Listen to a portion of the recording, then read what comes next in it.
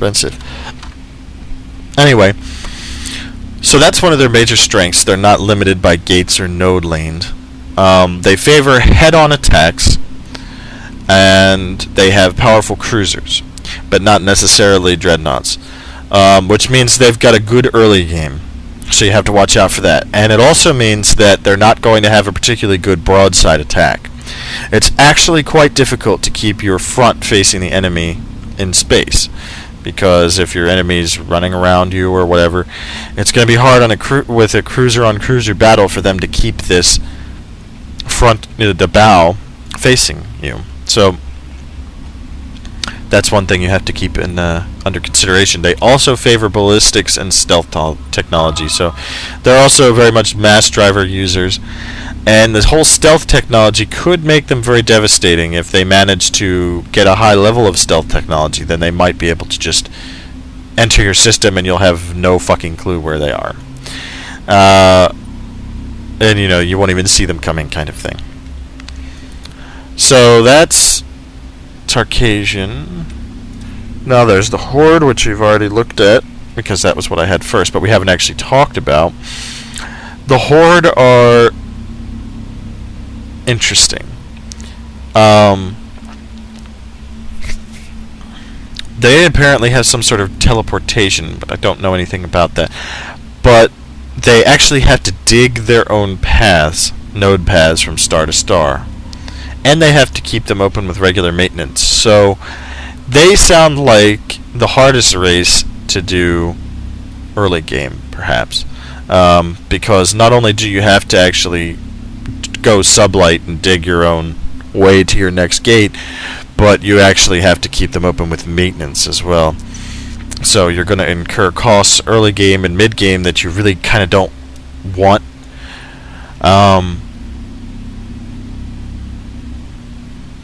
Apparently they teleport themselves and a limited tonnage of Zool companion ships with them. Anyway, they favor mass attacks of cheaper ships. So they're kind of like a Zerg faction, except unlike the Zerg, they would be horrible at rushing. So it's weird. It seems like a mid-game to late-game overwhelming force kind of, or just overwhelming number of ships kind of thing. They have more turrets on their ships than any other faction. So most factions do not get an extra large turret on their cruisers in the back. So that's a potentially devastating broadside on this kind of ship. So that's them, and this is the Immersion, which actually ends up kind of looking more like Bone, which is kind of cool. Like if I was going to be them, I'd probably use Immersion, but I don't think I'd ever be them. I don't like their ship design. I don't like that undead looking thing. If they were undead, I would do it, but they're not. They just kind of look like that. Morigi, which I actually think they have kind of cool looking ships. They're bird people. Well, they're actually a multi-faction race, but they're mostly birds. Now, they can also fly from any point in the universe to any other. But the way their drive works is the more ships they have together when they jump, the faster they jump. So they kind of work like flocks. Well, they are birds, right? So they're another particularly annoying species to play against because they can go wherever they want.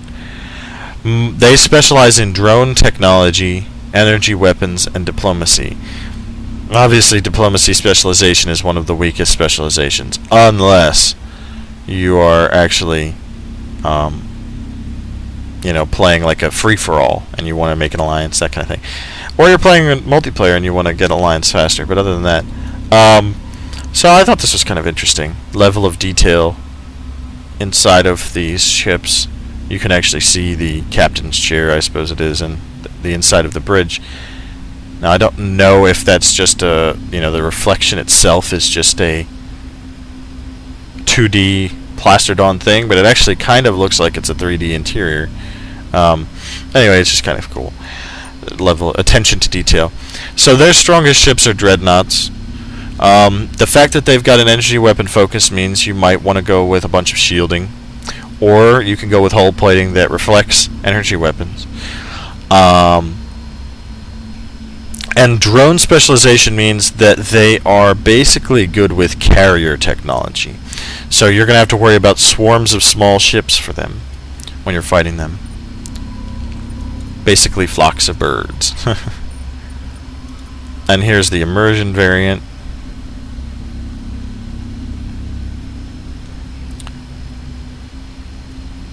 Which, with red, it's kind of overwhelming, but it is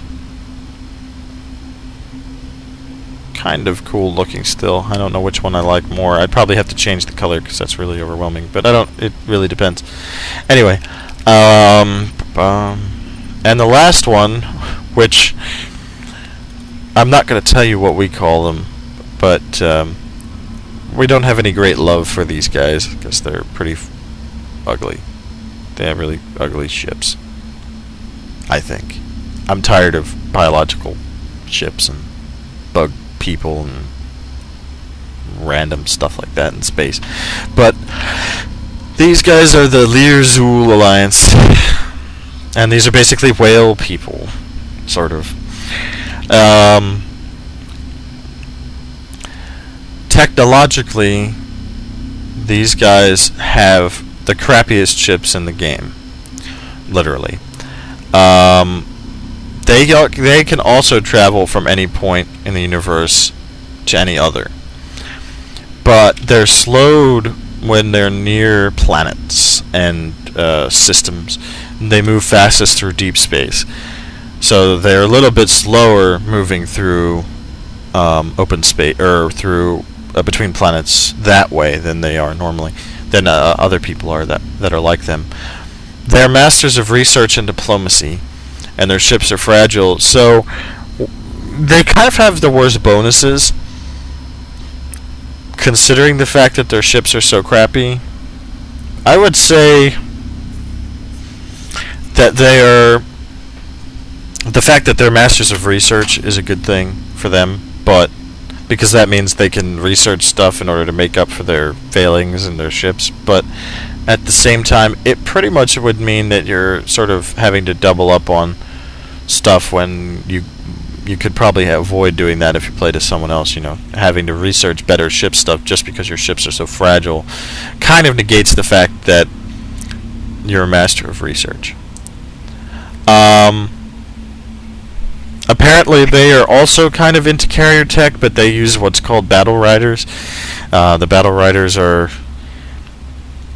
start out as fighter bombers, and they can progress to. You can basically launch destroyers and battleships from your carriers. And they're manned, but they don't have a jump drive, so you're basically carrying them into battle.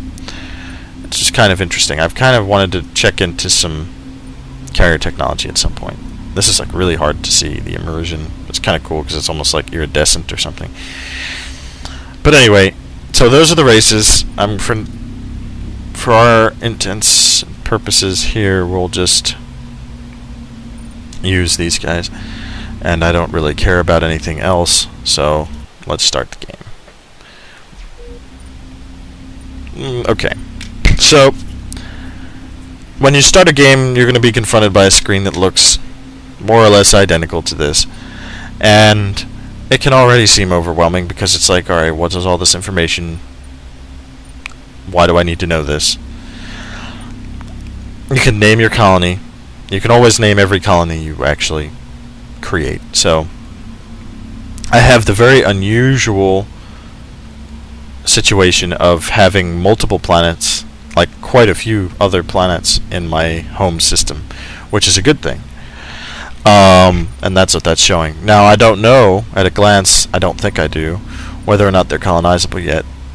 I'd have to actually look once I get out of this screen. So income-wise, it's already making a decent amount of income. That's fine. You don't really have to worry about that because that goes without saying. You start with a decently developed homeworld, and it has a decent industrial rating or output. One thing I don't ever recommend is over-harvest.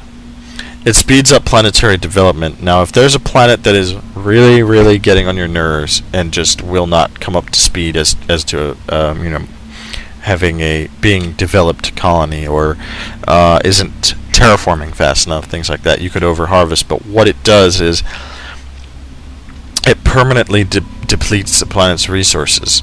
So you're basically using up the planet's non-renewable resources, and where it says resources right here, 5,000, you would end up seeing that start to tick down. And the problem with that is that for all intents and purposes you can't get that back. So you basically lower your industrial output permanently for that planet because of that. That's why I don't like that. I don't like that at all. One of the important things to mention is the imperial population versus the civilian population. Now, when we first started playing, this was kind of like, I don't know what the hell this is, just ignore it kind of thing. Whereas actually it's pretty important. The imperial population, these people, the best way to describe it is, let's use the United States as an example.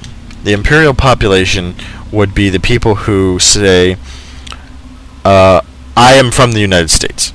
I am a citizen of the United States, first and foremost, before I am anything else. Right? The civilian population would say, I am in my case anyway, I am a citizen of Pennsylvania, or rather, I reside in Pennsylvania, and I'm a Pennsylvanian. So I am a Pennsylvanian before I am a U.S. citizen. So those people identify themselves more upon what worlds they're from, rather than as being part of the empire, and the imperial population is the opposite. So the difference in actual function between the two is that the imperial population is more geared toward industrial output, industrial production, and research, and the civilian population is more focused on trade and things like that. So it's good to keep a nice balance. I actually tend to increase, now it won't show it here because we're just on this screen, I generally increase my civilian population to 60% because I want more trade income. Because trade income is a huge boost to the amount of income you have. Otherwise you have to increase your taxes, which pisses people off. And you can have, though I haven't seen it happen yet, because I generally tend to try and make my people pretty happy, you can have full-scale uprisings and people take over worlds and they become independent and things like that. So anyway, this is what the map looks like in this particular map. This is a really small map. I didn't realize how small it was. You can see the lanes connecting the different systems. Now the default setup is that you start with 3 systems. Now, one of the confusing things is, or not so much confusing, but misconceptions is, you think when you start with these 3 systems, automatically you start with all the planets in these systems, right? No. So, we may start with 3 systems, but as you see in Arran, I have Arran 1, and this little red, my color, that little red piece, shows I actually own this planet. This is mine. These green mean that I don't own them, but they are possible to be colonized. And this red means the climate hazard is so bad that this can't be colonized for now.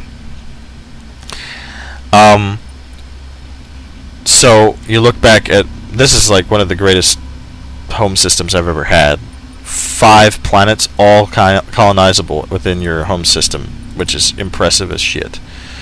That would make a really nice home system. But since we're already looking at this, I'm going to go over what you should do when on your first turn. Take stock of what you do know. So take stock of what planets you can colonize that you already have seen. See, the way this works is, if I click on this star, I don't know anything about it. I know it's got 4 planets in it because you can see that through a observatory.